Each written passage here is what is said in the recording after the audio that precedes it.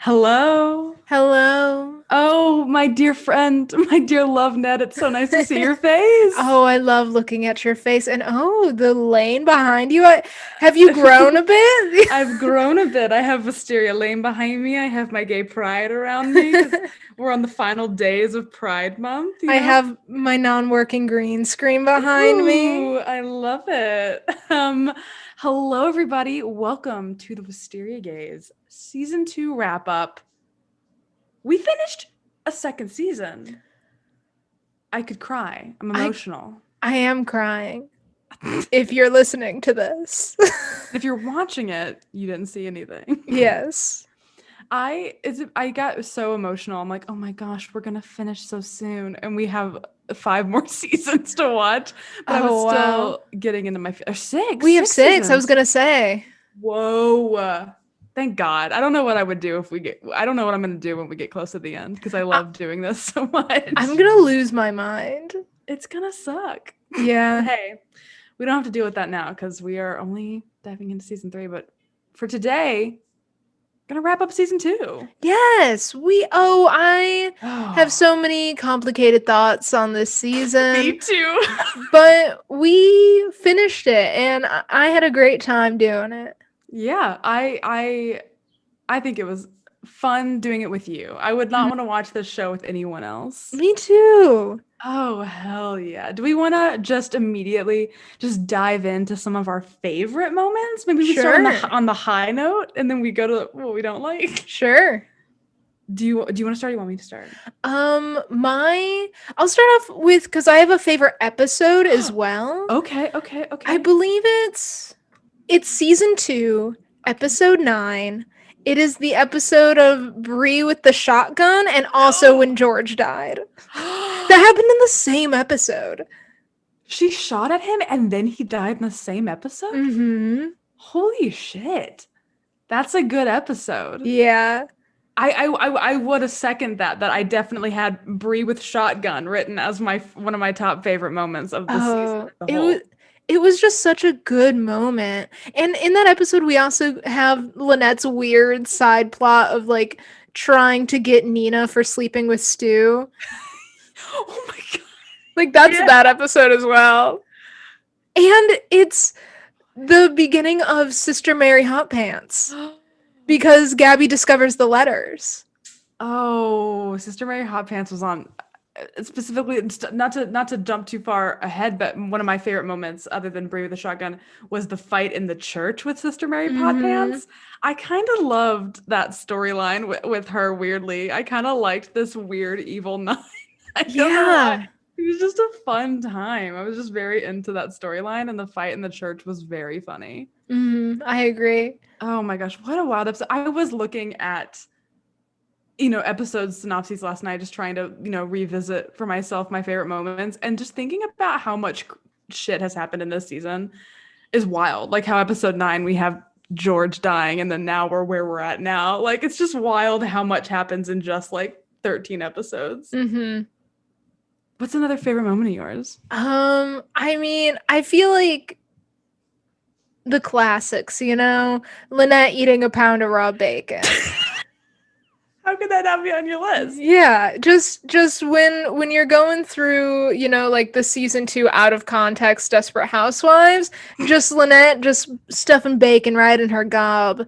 Oh, that screenshot of her where she's like, Yeah. it's my favorite. It's the cover. For those who are on our Instagram, the cover of our lesbian of the episode for season 2 is Lynette making that face. It's very funny to me. I want to know what she had to eat. Yeah, did she actually have to put bacon? Surely she didn't put bacon in her No. mouth. It I had to have been like candy or something. I'm curious. Maybe I go find who was like a PA that time Yeah. on the Desperate Housewives set, and I'm like, hey, what did Felicity Huffman eat? Because surely she didn't eat bacon. Mhm. What if they were? What if they were like, Felicity, it's method acting. Okay, Yeah. we need you to eat a pound of raw bacon, or you're not really dedicated to this show, are you? Felicity Huffman's just like, I am. I'm the best actor on this show. Don't ask anyone. She is very. I feel like for me, it's a tie between her and Marsha Cross in terms of Oh, yeah. the acting prowess. But you know, I still love my Ava Longoria, my Terry Hatcher. I Oh love yeah. all my girls. I can't choose a Yes. favorite. It's like choosing a favorite child. But if we had to. uh, I also wrote something that was one of my favorite moments was just Nina Fletcher and her cleavage. Yes. You know, I love Jolie Fisher, and I talked at ad nauseum about how she was an early crush for me in my lifetime. So just having her around being a bitch with her cleavage out for half the season was really a treat for me as a person in terms of my favorite moments, or I guess favorite characters of the season. Hell yeah. I also loved the talent show because the talent show was this season, right? Oh yeah, the church talent show where Mm-hmm. Julie and Edie, we got to see our queens being friends. Mm-hmm. I love that. I was sad that Edie got made fun of in the Yeah. way where she wasn't as good as she could have been because she didn't have her guitar. She had to play the piano. She couldn't But play Wonderwall. I know. But I really liked that Julie and Edie got to bond a bit. I wish we would see more of that, but now that her dad has effectively ruined his relationship with Edie, I don't know if that's gonna happen. No. I think Julie's going to be on Team Susan. Yeah, I would assume so. I actually have something about that later too. Oh. That's a little tease for some things I have to say later. I also wrote Gilfy as one of my favorite moments. I guess I just wrote characters I loved, but I loved things that involved Susan's mom. I thought Sophie was a very fun character. Is this season the season where we had Bob Newhart? Yes. Yeah, like that. I loved that episode as well. Just like, Well, right? Or was that we season had one? him in season 1 as well. But the wedding was this season, correct? Yes, I think so. I liked the wedding episode. I just liked that wedding episode. I thought it was Yeah. a fun. I love Gilfy and Bob Newhart. I loved the other wedding in this season. Well, the almost wedding. Gay rights. Oh Susan yes. saying gay rights. How did I forget about Susan saying gay rights? Mm-hmm. That should be the top moment of the whole season, and I totally forgot about it. I feel like my memory is mush. I don't know what I would do without you. I feel like we complete each other in that way because the areas of our brains that are mush, the other person fills in. They mush together like a Mhm. beautiful mushy puzzle piece. A little bit of applesauce. I love it. I also I wish we had more McCluskey, Mhm. but I loved her tasering Stu. Do you remember that? Yes, I loved that moment. That was another moment. I just love violence, I guess. Bree with a shotgun, McCluskey with a taser. Mhm. I just love just the women being violent, I suppose. Yeah. I feel like another classic that I have to mention. Boogie Shoes bar dancing. Oh, yeah, Boogie Shoes bardazzing is an instant classic. Like I want a Instant. Criterion collection of just that scene. I make that. I will make that for you. Thank you. Oh my gosh. Were there any other moments that really just stuck out to you? I don't think so. I think, well, seeing my predictions come true, those were really good moments. Yeah, it's fun to watch your predictions come true. And I have more that I'll get into later. Ooh, I'm so excited for the prediction corner. Mm-hmm. Do we want to shift to the things we didn't like about the season? Sure. I'll go first. I didn't really like the season mystery. No. I feel like they could have done so much more with it, but they just did too much too fast and they didn't have anywhere to go with it, so they just kind of dropped it until near the end of the season when they picked it back up. I just feel like there were so many things that made that story interesting, but they didn't touch on any of it. I fully agree. I don't want to reiterate what you've already said, but I agree with everything you're saying because I wanted to, because I love Alfre Woodard and I wanted to love this mystery and this cool new housewife, but they really dropped the ball, I feel like, with it. And what bothers me is the plot holes, just the amount of plot holes. And I was messaging someone on our Instagram and I didn't even think about this. So I'm curious if you did.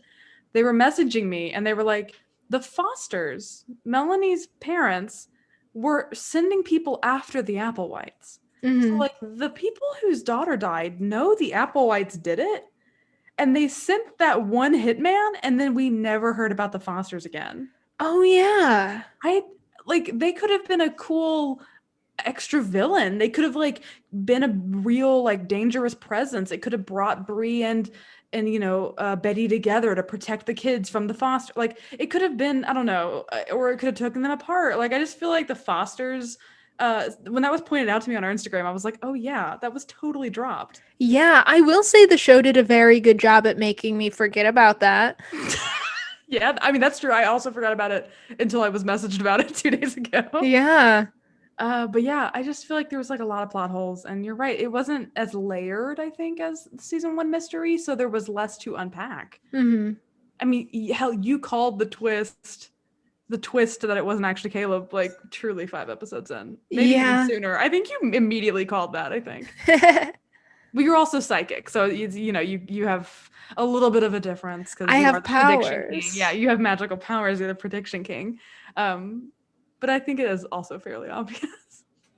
Yeah, that was my biggest gripe with the season. I think it just pulled it down for me because the season I feel like the mystery is what ties everybody together, and it all just felt like loose. Like everybody was just kind of.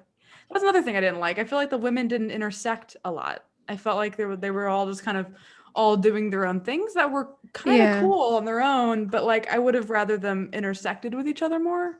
Yeah, I feel like that's a constant note that, or like the notes we send to the Desperate Housewives. Yeah. Sorry, I didn't mean note, but that's I agree. A constant criticism we have is because I remember even in season 1, we were like, we want the women to interact with each other more, and they just kind of don't. I feel like the writers think it's very hard to do group things with these women, and maybe that plays into the women didn't like each other very much in real life, so it's harder to do group scenes when there's not that much chemistry there. But we do see the women have chemistry. Like, that is true. Like, they can put things aside. So I don't know what the excuse is for not having them just interact more when they're your main cast. Yeah, I don't know either. I feel like those major, like, it sucks because like there wasn't that many like overtly bad things this season. I just didn't like the structure of it, I think. Yeah, I agree. So like in terms of like little plot points, like, there's like things I don't love. I don't love Carlos and Jaume. I don't love how they've kind of backtracked with Gabby. I don't like, there's like things I don't love, but it's like, but then the structure is what throws me off. Mm-hmm. Those are kind of my major gripes with season 2. I know there's some people that love season 2 though. Yeah. Like we have to stand. I mean, I had a lot of fun watching it. For sure. It's just those little things, I think those are my biggest criticisms as well with this season. Do we want to move on to the next thing? I guess. I mean, is this it? Is this the big boy, the big Lesbian of the Season award? Lesbian of the Season award. I got the results pulled up. We had a whopping 60 people vote. That is more than I could ever imagine. Thank you, everyone who voted. Oh my gosh. Thank you for having your voice be heard. Mm-hmm. I'm very excited because I do not know the results, and I'm ready for them to hit me. Hit me, baby, one more time. I'm very excited as well. And just like season 1, I'm going to go through the top 3. So I'm going to start from 3rd place, 2nd place, 1st place. Are we ready? Let's do it. In 3rd place, with a whopping 20%. Oh, there's a tie for 3rd. There's a tie. There's a tie for, thank God. Thank God. I love it. I love to see it. So with a whopping 20%, the 2 3rd place winners are the pile of lesbians fighting Edie in episode 20. I love that. And Edie in roller skates in episode 2. Oh, thank God. Look at this Edie representation. Mm-hmm. Those are 2 solid choices. Yeah, I'm glad that they tied. I love that. You love to see it.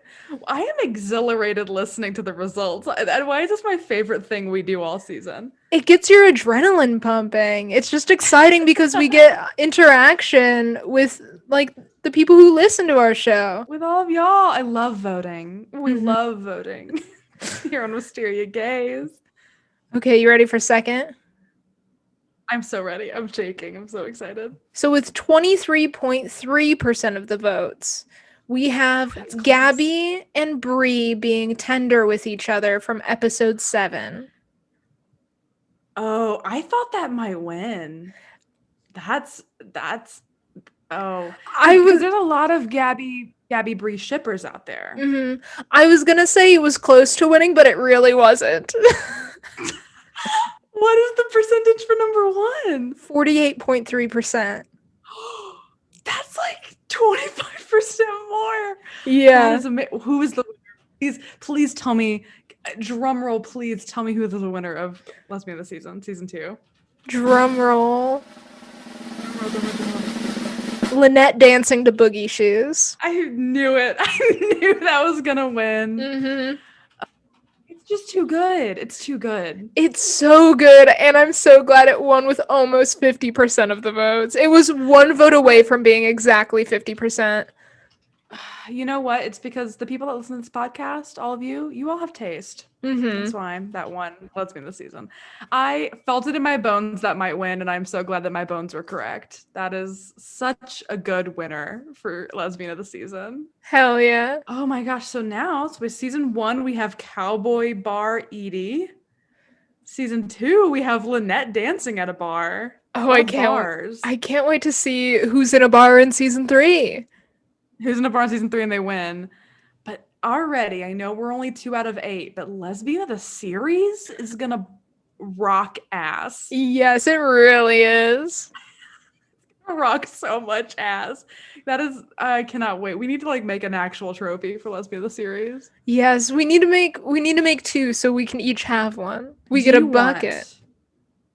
A bucket. That's it. Mm-hmm. I get you a bucket that says Lesbian the Episode on it. I would love and that. You just keep it next to you at all times. If anybody knows how to make enamel pins, reach out to us. I would want to make a Lesbian the Episode bucket. Yeah, I would love that. Oh, that'd be so good. So you told me you have some predictions. Do you want to get into Ned's prediction corner? Let's get into this corner. I would love that. I think that does Brie have a job? No, she does not. I think Brie's gonna have to get a job in season 3. She has truly been unemployed. I think Rex was a doctor and that was it. She could do I'm trying to think of a job Brie would do. I can't think of one. It would have to be something self-employed, I think. Yeah. She self-employed. She does coding in her living room. I thought you were gonna say cooking. She does cooking. No, coding. She does do coding. Brie becomes a hacker. But yeah, maybe she'll try to start her own business or something. I don't know. Okay, that's season 3. Season 3, and I want to make guesses on Orson. Okay, make some guesses on Orson. I think that have you ever seen the movie Double Jeopardy? I have not, no. So it's a movie where it's very good. I think it was made in 1995, but this woman is on a boat with her husband and she wakes up and there's blood everywhere. And she goes to jail for his murder, and she finds out while she's in jail that her husband faked her death. And so what she does is she finds out that you can't get committed for the same crime twice. So she breaks out of jail to go kill her husband for real because she's so angry. So what I'm saying is I think that Orson... I don't know. Did Orson fake his death? I don't know. Did he have did he get he got gone girled? He had a wife or something that faked her death? I don't know. How does Mike play into that? Because we ended the season with him targeting Mike. I was gonna say maybe he did get maybe he got framed for a murder and he was at jail or something the same time Mike was. But that's my prediction. My other prediction is that Gabby does something really bad and weird, and it's not good. What can be the 70s? I won't get into the specifics, but it's gonna be bad and weird and not good. Okay. Do you have any other predictions? What do you think Susan's gonna get up to? Because I mean, Susan and Mikey Poo left on quite a dour note. I think that they are. I think she's gonna be like upset with him at first because I don't know where we're picking up in season 3. I don't know if it's directly after the events of season 2 or if there's a mini time skip, but I think she's definitely gonna be upset with him, and maybe they'll be on the rocks a little bit, or they'll try to take it slow instead of just jumping into marriage. As always, they're like, oh, we gotta slow this train down. Mm-hmm.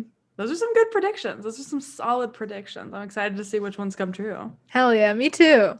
If any of them, I doubt any of them would come true. I can't wait for Orson to turn to the camera and go, I've been double jeopardied. I've been gone girled. I've been gone girled. That book and or movie have not come out yet, but it's happened. I have some fun stuff that I want to leave us with today going into season 3. Okay. So, as it has been well documented, season 2 was a pretty unpopular season when it was airing, including like reviews torn apart, and the cast apparently was deeply outspoken about how much they disliked season 2. So, as we're going into season 3, there was a lot of hubbub around Desperate Housewives being like, how are they going to recover from a weak season? They had a kind of a sophomore slump. So, as we go into season 3, Mark Cherry, who went kind of hands off in season 2, returns as the showrunner. So, season 3, we're getting Mark Cherry back. He's going to be a main writer and the showrunner. And he returned basically with most of his staff. There were some of the main guys like that we saw a lot of, like Tom Spezialy, guys like that actually left this after the end of this season. So they're gonzos. There's actually some new writers and directors coming in season 3. But I thought this was interesting. I found planning for the season 3 premiere came as a response to the problematic second season. Cherry stated that he regrets most of the second season as he felt scheduling problems made it difficult to plan the season's storylines amongst the writers, which I guess probably led to the fact that there were so many plot holes because the writers quite literally were not connecting on what was happening. And so he said, quote, one of the problems I had with the season 2 was that I had to keep going with the previous year's stuff, he explained, and that he had learned to go back to square one and build up the tension again. So he felt that they had like come up so high and then they had to pull it back down and re-ramp it. That combined with the miscommunication led to a pretty bad season. And to the point where James Denton, aka Mike, threatened to leave the show because he was like, I'm not doing anything. Terry's not doing anything. I feel like you're disrespecting our characters and I don't like this. And so he threatened to walk away, apparently. Oh, wow. Because he said in USA Today, quote, he was like, Bree is dealing with alcoholism and her son, and Lynette's going to work and dealing with a cheating husband, and Susan's going on a couple of bad dates. Yeah, that's true. It's true. And I think he was just like, James Denton was feeling like Mike didn't have a direction he was going in. And he was like, if you don't have a direction for me, maybe I can just go. That's wild to think about. Yeah. A show without Mike Delfino. I don't know if I want to live in that world. It's not a show I want to watch. No. That's for sure. And there were other people who kind of expressed like, yeah, I think this is a pretty bad season of television. But Marcia Cross specifically said that she was, quote unquote, knocking on Mark Cherry's door saying, what the hell is this? When she would get scripts sometimes. So she was like specifically unhappy with what they were doing with Bree. So I'm very curious what that means for like the new directions they may go in. I think that the goal is to really revamp and reconnect with the season. Mark Cherry said that the season 3 premiere, especially, he wanted to make sure that storylines developed quicker because he thought that some of the issues with season 2 was that it was too slow and that they lagged a lot, which I agree with. And he said, quote, which I'm excited about, we mentioned, And I'm going to work much harder to crisscross the women's stories so that their lives bump up against each other much more often. That's good. I can't wait to see that. We'd love to see it. And another thing that I thought was really interesting was there were several new writers hired, including a guy named Joe Keenan and some guy named Bob Daly. And Bob Daly said, when we came in on season 3, the mandate was to all the writers was that we bring the show back to its roots. That meant having plot lines spring from relatable experiences and focusing on the core women instead of bringing new people in. So like Orson is a new character kind of, but I think they were hoping that like setting him up in season 2 meant they could just focus on the people they have. Because they were also talking about in the article I was reading about how James Denton and Mike felt that there was just so many characters in season 2 that it was like hard to focus. And so I think they're trying to refocus on the core people. And yeah, they talked about how they, as writers, sat down as a group and planned out the mystery much more intentionally together. They started from the end and worked backwards and connected that through the season. So hopefully that means, obviously I don't want to give you spoilers, but hopefully that means we'll see a much more cohesive storyline because they knew where it was going because they started at the end. Hell yeah, that's the way to do it. We love to see it. I also found some random stuff, like the cast ended up loving the stuff that they got for season 3. It said, I found that Orson was planned as a romantic interest for Susan by Tom Spezialy, but then Mark Cherry overruled that and said, no, I think he belongs with Bree. Because of the name. Because of the name, but I'm wondering if that's not the reason why Tom Spezialy left, but it said he left because of creative differences. Oh. And what if it really was like, I want Susan and Orson together. And that was what he left on. I don't think that's true. But and then he went off to write all the Susan and Orson fan fiction that exists on the internet. That's all Tom Spezialy. And the last thing I found that I thought was interesting, because I don't want to get spoilery, was that Mark Cherry mentioned that he wanted Susan to have more time with Julie and for them to enhance Julie's character a little bit more and make her more prominent. We love to see it. And Andrea Bowen, our queen, Andrea Bowen, she said, quote, "It's time that I got something a little bit more spicy. Julie is so much fun." Oh. So she's ready. She's ready to be in the forefront. Queen Julie is ready. Yes, bring us the spices. Bring us that spicy Queen Julie. And that's all I got. To kind of as like a precursor for season 3. It's making me have high hopes that we're going into like a much cleaner season. Yes, meat as well. Meat as well is what I just said. Meat as well. I wanted to tell you those things to give you some excited, get you a little excited, get all of you really, all the who listen, excited about season 3 because I'm freaking pumped. I'm so freaking pumped. Oh, hell yeah. I'm so freaking pumped. And I think that's all I got today. So. Yeah, I mean, I think that's all I got as well. I don't have anything else planned. But who knows where the world will take us. Yeah, that's true. This was a really fun little wrap up. Thanks for hanging out. Yeah, thank you for hanging out. And thank you all for listening and watching. If you're watching the video of this, I love doing this podcast. So do I. It's the best podcast in the world. And anyone that says different, I can't hear you. I suddenly don't know how to read. You can crap off. You can crap right off because this is the best podcast in the world. I'm a newsie. I'm gonna kick your ass. I'm a king of New York. I'm the king of New York. I got a pair of new shoes with matching laces. I think we just have one smidge, teeny tiny announcement, right? Before we go.